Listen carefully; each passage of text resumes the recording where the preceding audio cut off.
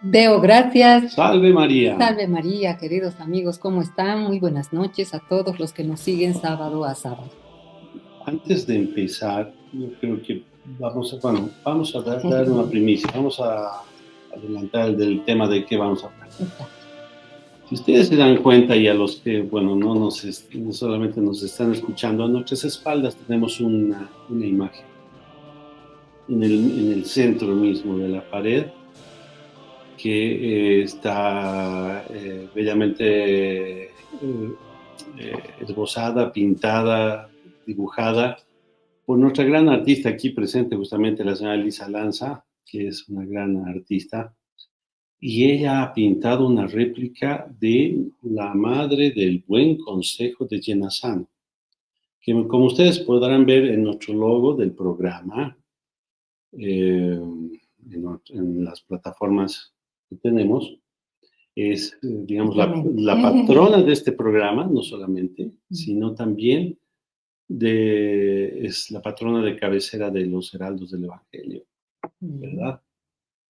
La Madre del Buen Consejo de Llenasano, y justamente por ocasión de este 26 de abril, que se celebra la fecha, la festividad de esta imagen, queremos contarles para que ustedes también se maravillen, conozcan esta advocación y realmente la apropien también como suya para crecer en fervor a María Santísima, ¿no? Bajo esta advocación que es muy hermosa, como ustedes podrán ver. Pero antes, como siempre, nos encomendamos a nuestra Madre. Todo lo que hacemos lo ponemos en sus manos. Con una oración que a mí personalmente me gusta mucho. En nombre del Padre, del Hijo, del Espíritu Santo. Voy lento para que ustedes puedan, creo que estoy un poco mal, si no ustedes de la señal Lisa. Veo, oh mi Madre Santísima, las gracias que me has obtenido y la ingratitud con que os he respondido. El ingrato es indigno de nuevos beneficios. Con todo, no pierdo por eso la esperanza en vuestra misericordia. Poderosa abogada mía, ten compasión de mí. Vos sois la dispensadora de todas las gracias que a nosotros tan miserables concede el Señor.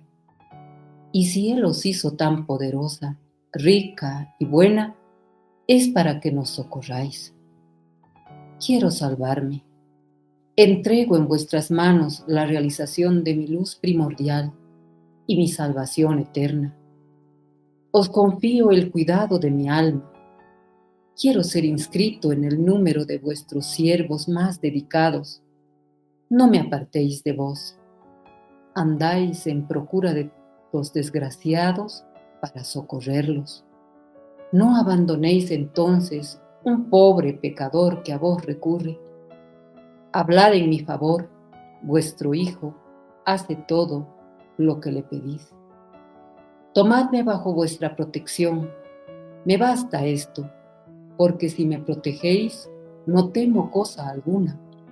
No temo mis pecados porque me obtendréis el perdón de ellos. Así lo espero. No temo a los demonios porque sois más poderosa que todo el infierno. No temo, en fin, ni al propio Jesús, mi soberano juez, porque basta una oración vuestra para aplacarlo. Protégeme, pues, oh mi Madre, y alcanzadme el perdón de mis pecados, el amor de Jesús, la santa perseverancia, una buena muerte y finalmente el paraíso. Verdad es que no merezco estas gracias, pero si las pedís para mí al Señor, me serán concedidas. Rogad pues a Jesús por mí, oh María, mi reina.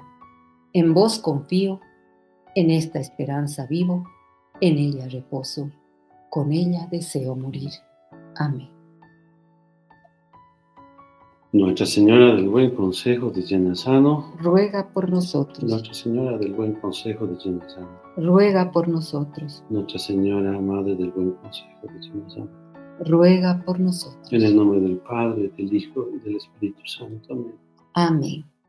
Qué hermosa oración, pues así vamos a dar inicio a este programa, hablando de nuestra Madre Santísima en esta advocación poco conocida, es cierto, pero que pues para eso estamos, para darla a conocer.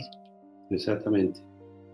Y bueno, Nuestra Señora del Buen Consejo de Llenasano, como pueden ver ustedes mientras pasamos y les explicamos las imágenes de quienes nos asisten en vivo, a través de las plataformas, se trata de un fresco que data de la Edad Media, aunque no está precisamente determinado quién fuera el autor de este fresco.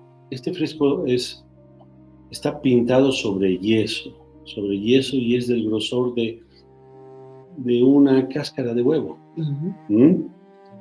Y es un hecho súper milagroso como el que se dio a conocer esta Nuestra Madre del Buen Consejo. En el poblado de Llenasano, un pequeño pueblo, ciudadcita de Llenasano en Italia, que es a partir de donde ella empezó a ser más notoriamente vista por el mundo católico, ¿no? Porque antes de esto ella estaba en Albania, en la ciudad de Scutari. Y vamos a contar un poco la historia, perdóname, pero estoy... Este pequeño fresco de Mater Boni Concilia, que debe medir las 33 dimensiones. por 40 y algo, es más o menos. Sí, 76 creo por 40 centímetros. Sí. No, justamente es un formato más o menos. Más o menos como el cuadro que tenemos a nuestra espalda, ¿no? Y este pequeño fresco de Madre del Buen Consejo se vuelve grande por su historia, un origen misterioso, milagros extraordinarios, victorias prodigiosas, una conjetura sobre el futuro. Y es que Llenasano es un pequeño pueblo situado en una colina del Lacio, allá en Italia, y alberga este sencillo fresco de la Santísima Virgen, cuya historia se pierde en las brumas del tiempo. Llenasano está situada en una colina del Lacio, la ciudad que cautiva por su arquitectura medieval, como pueden apreciar en la foto, esas tortuosas callejuelas, sus casas, que a lo largo de los años, para asombro de los ingenieros actuales, modernos, han ido amontonando habitaciones y pisos. Cada esquina parece haber sido diseñada artísticamente. Dice que es muy bonita, ¿no? Esa ciudad muy pintoresca, te evoca al medioevo. Sí, esas callecitas que son los balconcitos, sí, las florecitas, las macetas. Y en un lugar elevado, además. Sí, aquí un pasaje que se convierte en la escalera de una vivienda. Más allá, una avenida, digamos, llamámoslo así, donde charlan 3 amigos, se detienen a charlar y paran todo el tráfico, digamos, ¿no? De la vida justamente, de la convivencia orgánica de la sociedad, que eso se ha ido perdiendo y que no existe más en las grandes urbes hoy en día, ¿no? O sea, pueden charlar de balcón a balcón. También, sí. Seguro, ¿no? Pero para Europa, ¿qué es Llenasano? Surge la pregunta. ¿Qué es, por ejemplo, Llenasano estando en Italia, ¿no? Que Italia es precioso. Yo no conozco, pero... Me imagino. O por fotos. Por fotos o documentales, ¿no? Pero comparado, por ejemplo, Venecia, ahí mismo, que pertenece a Italia, que es la ciudad donde se juntan las aguas del cielo y ¿no? El cielo y la tierra. Se besan. ¿Qué es Llenasano comparado con una París, por ejemplo, Francia? En la que rivalizan en belleza maravillas como la Catedral de Notre Dame o la Sainte-Chapelle, ¿no? Es un simple pueblecito como muchos otros. Pero fue a ese rinconcito ignoto donde el Papa, el vicario de Cristo, nuestro actual Papa, el León XIV, fue y quiso hacer su primera visita como pontífice. ¿Para qué? ¿Qué es lo que lo atrajo? ¿Qué lo llevó allí? Este sencillo fresco de la Santísima Virgen, ya marcado por el tiempo y ubicado en una capilla lateral de cierto santuario. ¿Pero qué tiene de especial esta pintura? Pues remontémonos y ahora vamos a ver la historia. Otro dato importante, porque él ha ido porque también es agustino, no nos olvidemos. Vamos a eso, pero claro, por supuesto, agustino, sí, ¿no? ya vamos a llegar a eso, ya usted ya me ha spoileado el programa. Pero pues esas Vamos, raíces pues, de San Agustín es la que pienso que pesaron mucho para llegar hasta ese lugar. Bien, fue en Scutari, allí cuenta la historia, ¿no? Las primeras batallas. De allí provienen las primeras noticias de esta devoción. Estamos hablando de Scutari en Albania. Albania. Sí. Este lugar está situado en las colinas albanesas, también así en un lugarcito elevado. Cuenta esta tradición que a mediados del siglo XIII, un fresco de Nuestra Señora, de rasgos finos y maternales, apareció también allí, misteriosamente, traído desde Oriente, por manos angélicas, en el mismo momento en que la Santa Casa de Nazaret era trasladada a Loreto. O sea, oiga, yo cuando supe este dato al leer, porque toda esta es una investigación que se hace y también cursa también en nuestra revista Material de los Heraldos. Exactamente. Oiga, casi plop, como Condorito, me voy de espaldas. Apareció esta imagen, vean lo providencial de esto. Aparece la imagen de este fresco, el mismo momento, el mismo día que la casa de Nazaret, estaba siendo donde se crió, donde vivió la Sagrada Familia, ahí en la Judea, ¿sí? Era trasladada también por los ángeles. Increíble. Increíble. En ese lugar se construyó un santuario que enseguida se convirtió en el mayor centro de peregrinación del país. Numerosos albaneses, por supuesto, acudían diariamente a los pies de su patrona, Nuestra Señora de Scutari, así se conocía, o de la Anunciación, para pedir o agradecer favores. No obstante, cuando más adelante, 1423, la ciudad en ese entonces fue tomada por los turcos del sultán Murad II, una nueva súplica se añadió a las peticiones de los peregrinos, la liberación del yugo que los oprimía. Fue así que la Virgen quiso poner a prueba la perseverancia de sus hijos durante 2 décadas, hasta que en 1443 suscitó un libertador para la nación, Jorge Castriota, conocido como Skanderbeg. Ese nombre para mí tiene una fuerza, ese nombre. Sí. Muy lindo. ¿Y quién era él? Pues era un príncipe albanés secuestrado en el ataque de 1423 y hecho genízaro. ¿Qué son los genízaros? Los genízaros eran los cristianos, normalmente eran niños, ¿no? Niños cristianos que eran tomados cautivos por los musulmanes, ¿no? Y los criaban así como esclavos, pero sin que dejaran de ser cristianos, ¿no? Entonces, y esta era, digamos, la denominación que recibía estos prisioneros, estos prisioneros cristianos que eran criados así en el mundo musulmán, ¿no? Pero no perdían su fe. No perdían su fe, eso es lo lindo. Y él, Skanderbeg, por la fuerza que aprovechó la invasión planeada de Hungría para regresar. Además, además que le diga, era tal la raigambre, el respeto y la admiración que tenían y guardaban y les permitían a estos genízaros mantener su fe, que los convertían y se transformaban ellos en el cuerpo de élite maometano. Wow. O sea, era un cuerpo de élite formado por cristianos que, bueno, trataban y los pervertían al islamismo, ¿no? En la infancia o en la adolescencia. Pero en el caso de Skanderbeg, pues, él permaneció fiel a su raigambre cristiana. Claro. Perdón que le haya cortado. No se preocupe. Él aprovechó la invasión planeada de Hungría para regresar con otros 300 católicos. También genízaros, ¿no? Y obviamente forzados, ¿no? A las filas cristianas, ¿no? Aprovecharon ese momento, luchando bajo el estandarte de la cruz. ¡Qué emoción! Reconquistó rápidamente el territorio que le pertenecía por herencia.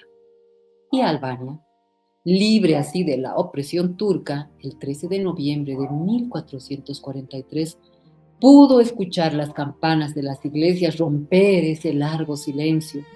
Siguieron 24 años de duras victorias hasta que en enero de 1467, tras haber combatido por última vez en esta tierra contra los enemigos de Cristo, Skanderbeg, espada y escudo de la cristiandad, durmió el sueño de los justos. Es una pena, ¿no? Pero bueno, cumplió su misión Skanderbeg, pero una vez desaparecido él de la historia, digamos, porque murió, nuevamente los turcos arremetieron con las amenazas de invadir y tomar Albania. Y es en esta ocasión, pero el momento en el que sucede esto, lamentablemente el pueblo albanés había decaído en su fe, en sus costumbres, en su fervoramiento cristiano. Entonces ya Albania corría un serio riesgo de ser nuevamente invadido por los turcos. Por los turcos. Y es ante este peligro, fíjense lo que va a suceder. Poco después de la muerte de este valiente príncipe, la fe entró, como decíamos, en agonía. Las costumbres se degradaron, el cisma se abrió paso en Albania, incluso en Skutari, donde ya ni se encontraba, una muestra clara era de que ni se encontraban flores adornando el altar de la Virgen, ¿no? Ni habían fieles de su patrón, no había gente que rezara como antaño. Además, la amenaza de una nueva dominación turca ya se cernía sobre el pueblo. Y en este contexto, dos de los soldados, este famoso Skanderbeg, de Sclavis y Giorgio, justamente se hallaban, eran de las almas fieles, digamos, y ellos se preguntaban y se lamentaban qué sería el destino de su pueblo. Y estaban en este dilema de si huir del país y abandonar su patria o correr el riesgo de caer en manos de los maometanos, ¿no? Y atormentados por esta duda, acudieron ante la presencia de esta santa imagen y le rogaron que les diera una solución, les mostrara el camino, ¿no? Esa misma noche, uno de los dos, Giorgio, soñó con la Madre de Dios. Y ella le ordenaba que se preparara para acompañarla en un largo viaje. Al despertar, al día siguiente, fue a hablarle y contarle a su compañero lo sucedido. Y este también le dijo que había soñado lo mismo, ¿no? Algo similar, ¿no? Y tomados por una indescriptible alegría, ambos, los dos, se dirigieron al santuario para dar gracias a la señora. Y aquí, que mientras rezaban, el fresco que estaba en la pared, en el yeso de la pared, se desprendió suavemente y envuelto luego en una nube blanca y luminosa, comenzó a salir de la iglesia, a tomar vuelo así, a agarrar altura y en cierta dirección. Y estos dos soldados acompañaron, caminando y siguiéndola, mirando hacia el cielo, ¿no? Y así, en un triste, sin darse cuenta, 30 kilómetros, hasta que ya llegaron a la ribera del mar Adriático, a orillas del mar Adriático. Y notando que la imagen cruzaba así por el mar, por encima del mar, y ellos, movidos por una fuerza invisible, un entusiasmo invisible, comenzaron a seguirla, dándose cuenta así a los pocos de que el agua como que se solidificaba bajo sus pies, y ellos cruzaron caminando sobre las aguas del mar Adriático, siguiendo a Nuestra Señora. Más de 500 kilómetros. 500 kilómetros. Hoy, mucha antes esos viajes daban, pero pues, ¿cuánto tiempo? ¿Una semana? No sé. Caminando, imagínense. Sobre el pero, y ellos se dieron cuenta, estupefactos, de que, pucha, así recorrieron esa larga travesía, y son los 500 kilómetros que separaba justamente Scutari de Roma, sin padecer hambre, cansancio, sed, calor, frío, nada. Ni siquiera, imagínate. Nada. De repente ya se encontraron a puertas de la ciudad eterna, Roma. Pero el fresco, el cuadro, la pintura se les había perdido de la vista y los dejó a ellos angustiados, quienes empezaron a percorrer así Roma, sus cercanías, buscando la imagen, incluso cuestionándose conciencialmente que por qué la imagen se les había perdido de la vista, tal vez si por una infidelidad, una falta que habrían cometido y Dios los estaba castigando así. Pero más adelante y más luego encontrarían de nuevo al fresco en este pueblecito cerca de Roma. Cerca de Roma, decimos, son unos 50 kilómetros. Sí, cerca. En Jenazano se prepara el trono de la reina.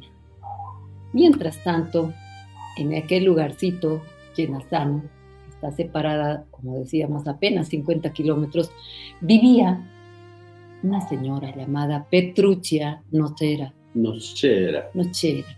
viuda y terciaria agustina. ¿Cómo es importante los terciarios? Así los terciarios en todas las órdenes y movimientos católicos, como nosotros. Ella ya era devota de la Madre del Buen Consejo y estaba afligida por el desolador estado en que se encontraba la cristiandad en ese entonces. Ella ya tenía casi 70 años, ¿no? 80, era mayorcita la señora. Una Europa ablandada por el humanismo, la llama del ideal de cruzada extinguida por la sensualidad en las almas de los príncipes católicos y las costumbres que estaban verdaderamente corrompidas. Suplicaba constantemente al cielo una intervención divina, como son las oraciones de una buena católica, ¿no? Un día recibió una magnífica revelación. La Santísima Virgen, en el fresco milagroso de Scutari, abandonaría Albania y elegiría Jenazano como su nuevo feudo. En cuanto a ella, Petruccia debía construir el antiguo templo dedicado a la advocación de la Madre del Buen Consejo para albergar esta imagen. Claro, estaba ahí ya escombros prácticamente, entonces esa tarea le dio nuestra madre. La devota viuda se puso manos a la obra inmediatamente y empleó los pocos recursos que poseía, incluso vendiendo, entregando su propia casa para cumplir este encargo. Sin embargo, apenas se levantaron unas cuantas paredes de la capilla de San Blas, la primera en reconstruirse. Alcanzaron tan solo 1 metro, imagínense, 1 metrito de altura, y se acabó el dinero que poseía, por lo tanto las obras se interrumpieron. Se acabó el dinero. Petruccia, ya mayor, habíamos dicho de 80 años aproximadamente, pronto se convirtió en objeto de desprecio y burlas por parte de los demás habitantes del pueblo, que irónicamente le aplicaban el pasaje ese de las Escrituras que dice: empezó a construir y no pudo acabar. Consoladora, pero la consoladora de los afligidos, nuestra Madre Santísima, no tardaría en socorrer a esta su sierva fiel. ¿Cómo? Una visita inesperada, porque el 25 de abril de 1467, un día como hoy, Llenazano, el pueblito, estaba de fiesta. Se había reunido allí toda la feria municipal con ocasión de la celebración del patrono de la región, que era San Marcos, ¿no? Con esa vivacidad típica del pueblo italiano, que componía una escena tan rica que difícilmente un artista podría plasmarla con exactitud, sin perder varios de sus aspectos. Y no obstante, en medio de esa música popular que resonaba, de las animadas conversaciones, del bullicio de los niños que jugaban, las voces de los vendedores, ¡pah! Una visión inesperada llenó a todos de estupor. Todo el pueblo estaba afuera, ¿sí? ¿No? Todos celebrando. De repente todos silencios y una visión que enmudeció a toda la gente. ¿Y en qué consistía esta nubecita que había salido de Scutari? Esa nubecita luminosa que había cruzado el mar Adriático empezó a descender lentamente sobre el poblado, sobre esta capilla que Petrucci había empezado a reconstruir, y fue a posarse lentamente sobre una de las paredes que aún no estaba concluida de esta pequeña capilla de San Blas. Este fresco milagroso de Scutari había abandonado Albania y había elegido Llenazano como su nuevo feudo. Llegada del fresco a la ciudad, santuario de la Madre del Buen Consejo de Italia, veíamos ahorita una representación gráfica, un dibujo, ¿no? Para que vean, claro, ahí vemos en la pintura, en el dibujo, justamente las manos invisibles de así, todo un coro, una corte de ángeles que va transportando la imagencita, ¿no?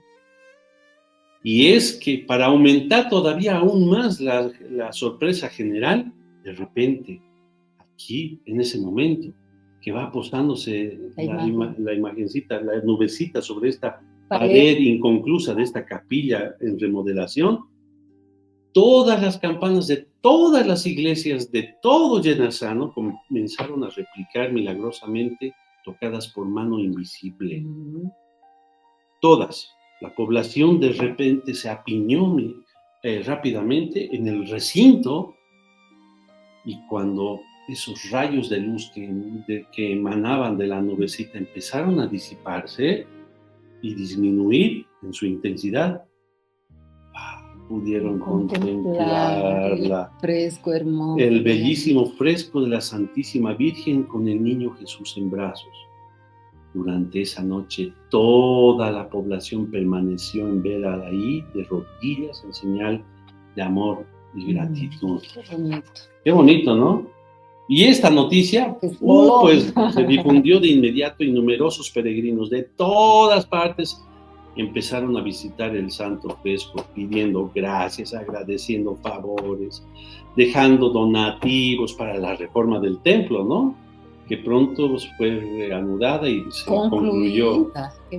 Tal era el caudal de milagros que hizo Nuestra Señora apenas se posó en este poblado, que solo en los primeros 110 días se registraron 167 milagros, de entre los cuales algunos llaman especialmente la atención. A ver, relátenos algunos. Les vamos a relatar. Se dice que hubieron muertos que resucitaron, como Antonieto de Castelnuovo, quien tenía un siervo fiel llamado Constantino de Carolis, a quien apreciaba muchísimo. Este se había enfermado gravemente y tras recibir los sacramentos, entregó su alma a Dios. Su señor, realmente afligido por esta pérdida de tan estimado servidor, se postró junto al cadáver y prometió que si Nuestra Señora le devolvía la vida, lo llevaría al altar de Llenazano a darle gracias. Osada súplica sin duda, pero que la Virgen recibió con agrado. Para asombro de todos los presentes, el sirviente abrió los ojos y se incorporó pidiendo algo de comer. Al ser informado de la promesa hecha por su señora, la Madre de Dios, el resucitado inmediatamente emprendió el camino para que junto con él vayan a dar gracias a los pies del sagrado fresco por este portentoso milagro. Me recuerda el buen centurión del Evangelio, ¿no? Que va y le pide a nuestro Señor que cure a su sirviente. Porque aquí es lo mismo, es un amo con su sirviente, que apreciaba mucho, ¿no? El centurión le dice, no, Señor, no necesito que vayas a mi casa, una palabra tuya y bastará para... qué lindo. Jamás nunca vi una fe tan grande en todo Israel, dijo nuestro Señor. Miren cómo a través de los años hay personas que replican el mismo grado de fe y también obtienen ese portento de milagro. ¡Qué belleza! Realmente. En el Evangelio fue sanado de la enfermedad. Por mediación de Nuestra Señora, fue resucitada la persona. Otro milagro. A ver, yo les cuento uno de los demonios. Demonios que era tan exorcística la presencia de esta imagen. Y la misma capilla donde estaba la imagen. Es que Nuestra Señora, más que por la salud del cuerpo, si bien ha dado una muestra de tremendo portentoso como el que acabamos de relatar con el sirviente de Antonieto, más Nuestra Señora se preocupa por velar por la salud del alma de sus hijos. Y en este sentido también son numerosos los relatos de milagrosas curaciones de una de las enfermedades espirituales más terribles, como es la posesión diabólica. Uno de esos casos fue el de Nicola Greco, quien después de beber un licor hechizado, ojo, vean que, queridos amigos, esto de la brujería, feticherismo, la brujería, trabajos de brujería, todo, sí causa efecto y sobre todo alcanza a una persona que no está en gracia de Dios o que está alejada de Dios, es susceptible de ser afectada. Y esta persona, que no era un buen católico practicante para nada, obviamente al beber este licor o este hechizado, fue un demonio, entró en el alma, en el cuerpo de esta persona y lo apresó. Fue apresado por un demonio que lo hacía retorcerse de ira, enloquecer de ira, ¿no? Llegando a veces incluso a correr de un lado a otro con una espada desenvainada. Imagínense toparse con uno diría, es un loco, ¿no? Un demonio. Y los padres, pues, de este muchacho desconcertados habían oído los relatos de algunos milagros obrados por la Virgen en Llenasano y decidieron llevar ahí a su hijo endemoniado.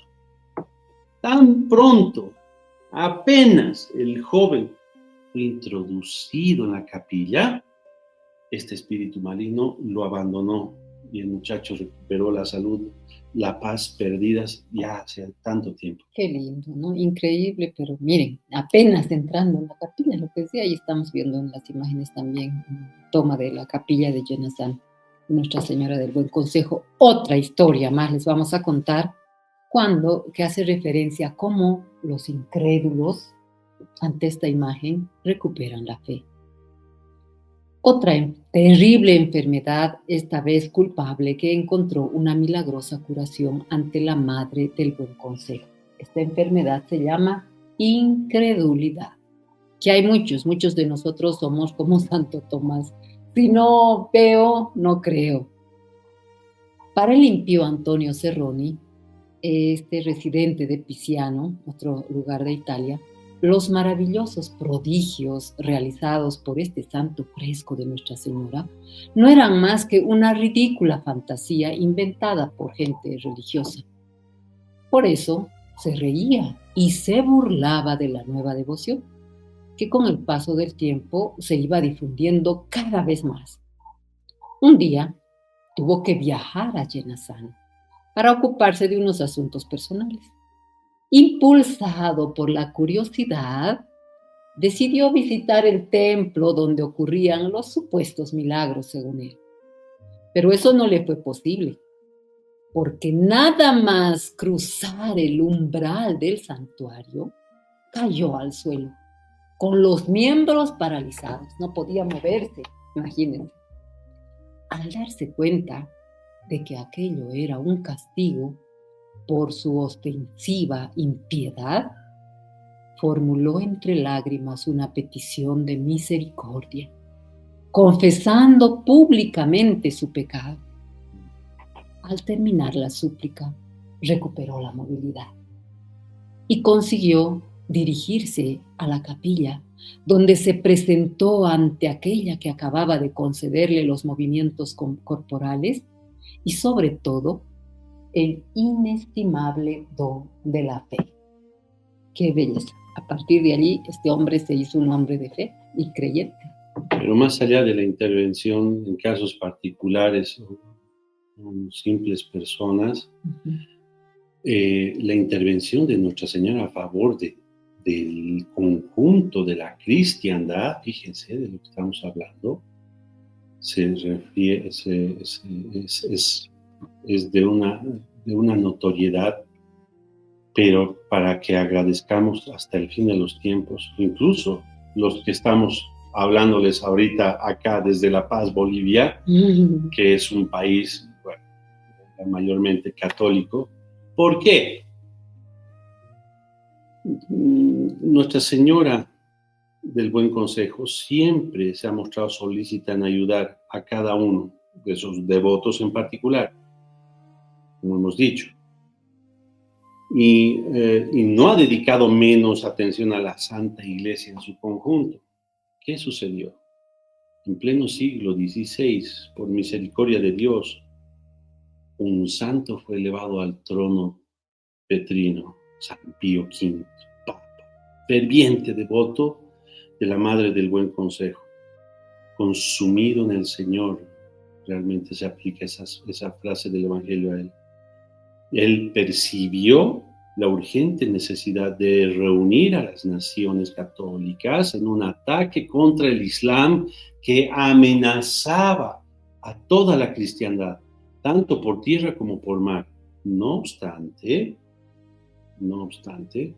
la mayoría de los monarcas católicos en ese entonces, tan ocupados en las bagatelas del mundo, el mundanismo, los intereses temporales, no compartían la misma convicción. Y en esta capilla donde se encuentra el fresco de Nuestra Señora, este fresco milagroso de la Madre del Buen Consejo, ante esa dificultad, el Papa recurrió y decidió recurrir a esa incomparable consejera. Tras muchas oraciones e innumerables esfuerzos, logró que España, Venecia, Génova y por supuesto los estados pontificios, la Liga Católica, se coligaran bajo el mando del joven Jeromín, don Juan de Austria, el hermano menor de Felipe II, hijo fuera de matrimonio, fíjense ustedes, y de su lugarteniente, su mano derecha, Marco Antonio Colonna, que era un príncipe yenazarense, o sea, de Llenazano. Estos dos jóvenes, creo Juan de Austria, creo que tenía 18 años, y lideró toda la fuerza católica contra los musulmanes en la batalla naval más grande de la historia, la batalla de Lepanto en 1571. Entonces, como vemos ahí, un devoto de la Madre del Buen Consejo de Llenazano. Y al amparo de la devoción al Santo Rosario, los católicos obtuvieron la victoria en esa célebre batalla, evitando así que Europa y, en consecuencia, la recién descubierta América, de donde transmitimos por Radio María, cayeran bajo el dominio musulmán. En agradecimiento por el auxilio, Marco Antonio y otros combatientes locales trajeron sus trofeos de guerra y los depositaron en la capilla de la Madre del Buen Consejo. Y esos adornos bélicos permanecieron allí hasta la Revolución Francesa. Pero eso fue cuando el intento de destruir, tomar toda la cristiandad, la Europa cristiana por mar. Porque los musulmanes, no, los turcos no se contentaron con eso. E intentaron hacerlo por tierra. Y ahí viene el sitio de Viena. A ver, cuéntenos. Una vez más, el mayor desafío de los cristianos consistía en reunir tropas para afrontar el poderío otomano. Fue entonces cuando el 17 de noviembre de 1682, el beato Inocencio XI, decidió coronar con oro y piedras preciosas la frente de la Madre del Buen Consejo, la corona, ¿no? Implorando al cielo la unión de los católicos para luchar contra los enemigos de la cristiandad. Casi un año después, Leopoldo I, emperador de Austria, y Juan Sobieski, rey de Polonia, aunaron esfuerzos y el 12 de septiembre de 1683 libraron batalla contra los musulmanes que sitiaban Viena, consiguiendo otra milagrosa victoria, también bajo la protección de Nuestra Señora del Buen Consejo, cuya réplica solo la réplica se veneraba en una de las iglesias de esta capital imperial. Respecto de estos dos grandes acontecimientos de la historia de la Iglesia, Monseñor Joao Clark Díaz, fundador de los Heraldos del Evangelio, comenta: Lepanto y Viena, he aquí dos de las más significativas batallas en las que estuvo en juego el futuro de la cristiandad. Tanto en Lepanto como en Viena se hizo sentir la protección celestial de Nuestra Señora del Buen Consejo. Esa es, sin duda, una de las características de las intervenciones obradas por la Santa Imagen de Jenazán. No solo disipa las angustias y elimina las dificultades que afligen individualmente a todos los hombres, sino que también los protege en su conjunto cuando se ven amenazados de destrucción. A esos dos ejemplos históricos bien se les puede aplicar la estrofa del himno de las congregaciones marianas: de 1000 soldados no teme la espada quien lucha a la sombra de la Inmaculada. Qué hermoso. Palabras de nuestro fundador. ¿Sí? ¿Qué más vemos en esta historia de nuestra Madre del Buen Consejo? La historia se repite. Y es que analizando un poco la historia de la Madre del Buen Consejo, percibimos una constante que se manifiesta desde las heroicas conquistas de Skanderbeg hasta las milagrosas victorias de Lepanto y Viena. Hoy, un mundo debilitado por una crisis espiritual y amenazado por enemigos, un puñado, a veces una sola alma, que por permanecer fiel y pedir auxilio, se vuelve invencible. Una intervención milagrosa que corona la perseverancia de los buenos. Y todo esto nos viene a la mente al ver a nuestro Papa actual, León XIV, finalmente reinante, felizmente reinante, rezando, como hemos visto en la imagencita, la foto anterior, a los pies de este fresco, después de su elección para encomendar su pontificado. Y es justamente, pues, León XIV es el primer Papa agustino.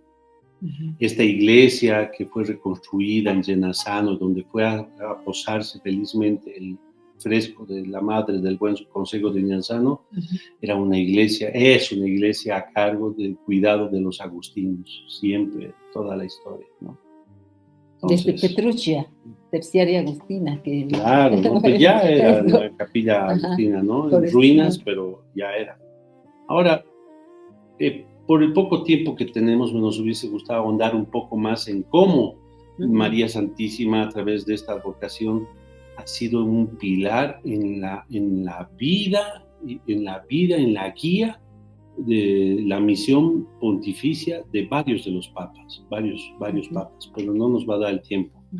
Más quisiera, bajo el prisma y la retina del desaparecido fundador de los Heraldos, Monseñor Juan Clá, transmitirles cómo él era devoto, alcanzó a ser devoto, hijo de esta madre, y es lo que nos aconsejará a nosotros ser hijos. Él dice que Llenasano es una devoción de toda una vida, y es que nadie puede quedarse al margen de la escena como mero espectador junto a la madre del buen consejo. Solo se puede adoptar una postura, unirse a ese niño y dejarse llevar por la Virgen, es decir, hacerse hijo. ¿Y cuál es el origen de esta devoción? En el transcurso del año de 1967, el amor filial que él tenía a María y el propio vínculo de la sagrada esclavitud de amor a ella ya habían echado profundas raíces en su alma. Sin embargo, una nueva iniciativa de la gracia marcaría perdurablemente su vida, el encuentro justamente con la Madre del Buen Consejo. En diciembre de ese año, su padre espiritual, el doctor Plinio, sufrió una grave crisis de diabetes que culminó con una intervención quirúrgica de urgencia en el hospital sirio-libanés y la amputación de 4 dedos del pie derecho. Y en esa ocasión, Monseñor Juan Clá recibió la enorme gracia de poder asistirlo personalmente.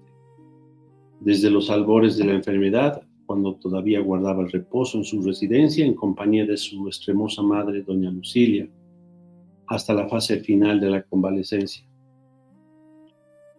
Y pocos meses antes de que se manifestaran los síntomas de esta enfermedad, había llegado providencialmente a manos del doctor Plinio un librito sobre la Madre del Buen Consejo, de autoría del Monseñor George Francis Dillon, un misionero irlandés que había residido un tiempo en el santuario de Llenasano, y que el doctor Plinio lo había leído en francés. Y al doctor Plinio Correa de Rivera, le había impresionado enormemente los hechos extraordinarios que se narraban sobre la historia del fresco, los fenómenos sobrenaturales observados en él, y en especial las constantes variaciones de color y expresión fisionómica. Sin embargo, aunque hubiera seguido con atención el suave y discreto movimiento de la gracia en su alma, durante la lectura, no le había resultado lo suficientemente claro como para discernir en él ningún signo de un cambio de tono o de un nuevo rumbo en sus relaciones con Nuestra Señora. Y bueno, el doctor Plinio, además de las molestias y sufrimientos derivados de la diabetes y del posoperatorio, el doctor Plinio atravesaba justamente una de las mayores pruebas espirituales más grandes de su vida, una oscura noche en su alma, relacionada con los innumerables sinsabores que enfrentaba en los círculos más cercanos de su apostolado, gente muy cercana a él, ¿no? Y tentaciones respecto a la perenidad de su obra, si esta iba a permanecer, iba a perdurar, ¿no? Y años después, el propio doctor Plinio afirmaría que esta prueba espiritual le hacía sufrir mucho más que la amputación, la enfermedad de la diabetes. Y es por eso que el día 16 de diciembre, estando aún convaleciente de la operación en esa habitación del hospital, recibió una visita de un grupo de discípulos que habían llegado del interior de Brasil, de Minas Gerais, y uno de ellos había pedido a un amigo que había viajado a Italia que le trajera una estampa de la Madre Madonna del Buon Consiglio di Llenasano, de la Madre del Buen Consejo de Llenasano, y deseaba regalársela al doctor Plinio. Qué emoción. La desenvolvieron del paquete así, se la pusieron así enfrente de él, apoyado en las piernas del doctor Plinio, que estaba en la cama, hospitalizado, sobre varias almohadas. Él la tomó en sus manos, emocionadísimo, y la contempló así, en silencio, por unos 20 minutos. Y solamente interrumpía esa contemplación exclamando: ¡qué imagen magnífica! Impresionante, extraordinaria. Miren, parece como que si quisiera hablar. Ha cambiado de colores. Qué bondadosa, qué materna, sonríe, dispuesta a ayudar. Qué bonito, ¿no? Es que en el cuadro que tenía ante sí, el doctor Plinio pudo constatar esas mismas manifestaciones, cambios de color, de expresión fisionómica, que son tan frecuentes en el original. Y como que en una caricia comprendió que Nuestra Señora María Santísima le decía: hijo mío, no te turbes, ten confianza, porque tu obra será concluida y tú cumplirás por entero tu misión. Qué bonito. Impresionante, ¿no? Más tarde el doctor Plinio reveló justamente en este acontecimiento, en el momento que miré la estampa, tuve toda la impresión de que la imagen cobraba vida, sonreía y me hacía entender, por este juego de expresiones fisonómicas, que debía tener plena confianza. La sonrisa de Mater Boni Concili era la respuesta afectuosa a las perplejidades e interrogantes que le afligían. También se cuenta que ya este doctor Plinio, de niño en el Colegio San Luis en el que estudió, allí dice que en la capillita de este colegio existía la imagen de Nuestra Señora de Impresionante. Y él, después de que tuvo estas experiencias también con Nuestra Señora Auxiliadora, ¿no? Se acercó con mayor fervorosidad a esta advocación que había en el colegio, así de niño ya. Antes que se nos acabe el tiempo, hay una descripción preciosa que hace Monseñor Juan Cla, porque la gracia de esta imagen, queridos amigos, es cuando uno la contempla meditativamente. Y la forma en que describe Monseñor Juan Cla a esta imagen es tan bonito que solo cerrando los ojos uno, y claro, viéndola con atención, como que la aprecias mejor bajo esta descripción que hace él. Dice: nada atrae. Perdón, vamos un poco más atrás. Dice: ¿cuál es la verdadera procedencia? ¿Qué artista la pintó? ¿Fue solo fruto del talento humano? Híjole, ya no tenemos tiempo. Puede nos da unos minutitos. Ya, entonces dice: la enigmática bordadura así en el cuello del vestido del niño ¿constituye un mero ornato? ¿O se lee ahí alguna palabra en un idioma desconocido relacionada con su misión? Estas son algunas de las preguntas que afloran en la mente de un devoto, ¿no? Cuando considera las riquezas de este fresco. No obstante, dice, nada atrae tanto como la celestial convivencia entre madre e hijo, allí retratada, ¿no? Cuya contemplación siempre ha sido deleite, tanto del Monseñor como del doctor Plinio. Yo voy a aproximar acá la imagen para que con esa descripción vayamos viéndola. Estaba en pantalla, ¿no? Estaba también la imagen, pero vamos a poner. Sí. Dice: en un gesto de intenso afecto, rebosante de amor, rodea con la mano derecha el noble y delicado cuello de su madre, mientras con la izquierda sujeta enérgicamente la parte superior de su vestido, como diciendo: eres toda mía. Es tan categórico este conmovedor y divino abrazo que su mirada derecha parece ligeramente desviada de la línea normal por el énfasis con el que estrecha su rostro contra el de su Madre Santísima.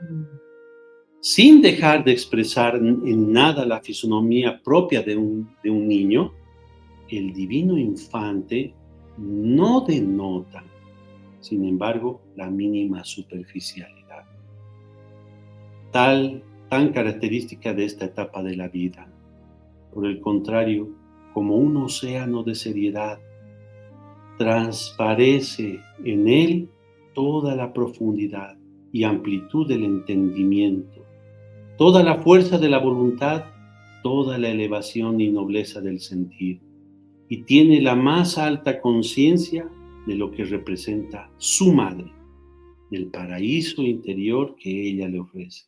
Por su actitud, que vean bien, enfóquenles bien el cuadro que está agarrando. Dios, el niño Dios que vemos, parece decirnos a cada uno de nosotros: si quieres algo de mí, pídelo por medio de mi madre y serás atendido.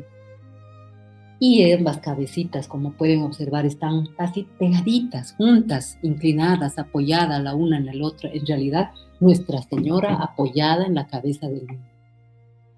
Y entre ambos se ve una relación hermosa que trasluce ese intercambio de miradas. ¿Cómo se miran? Parece tratarse inclusive de una sola y misma mirada. Y ella nos está confiando también a través de esa mirada: Hijo mío, el Altísimo depositó en mí maravillas jamás imaginadas por los ángeles y los santos del cielo. Por eso hay misterios de Dios que los espíritus bienaventurados solo conocen penetrando mi mirada. Y hay misterios que solo comprenderán contemplando ese intercambio de miradas entre madre e hijo, que me evoca y me hace recuerdo a la cuarta estación del Vía Crucis, ¿no? Claro que son miradas dolorosas allí, pero ese intercambio de miradas como uno solo. Ningún hombre podrá penetrar en este intercambio de miradas si no se deja atraer por la sagrada y divina intimidad existente entre madre e hijo. Son tantas las maravillas allí contenidas que la eternidad será insuficiente para desentrañar sus secretos. Y es precisamente este desbordamiento de amor y cariño que experimento cada vez que me acerco a la Madre del Buen Consejo. Y para Monseñor, decía, él constituye para mí una especie de previsión beatífica que me llena el alma de consuelo y reaviva todas mis esperanzas interiores.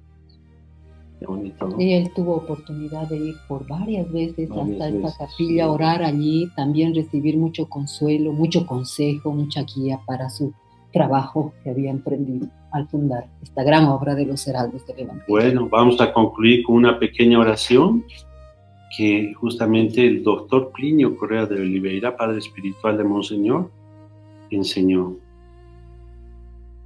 Oh Madre mía, mira con misericordia mi alma y alcánzame el espíritu de oración para que siempre pueda acudir a ti y que acuda a ti con mayor frecuencia al responderme, pues tus dones nos impulsan a pedir dones aún mayores.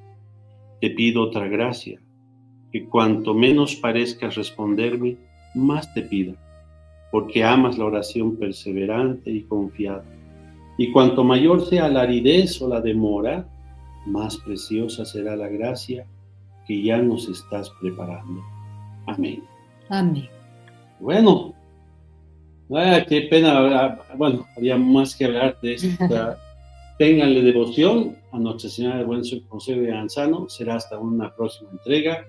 Compartan con todos los que puedan a través de nuestro programa, nuestra radio, contáctenos también y en nuestras plataformas también. Deo, gracias. Salve María. Salve María. Buenas noches.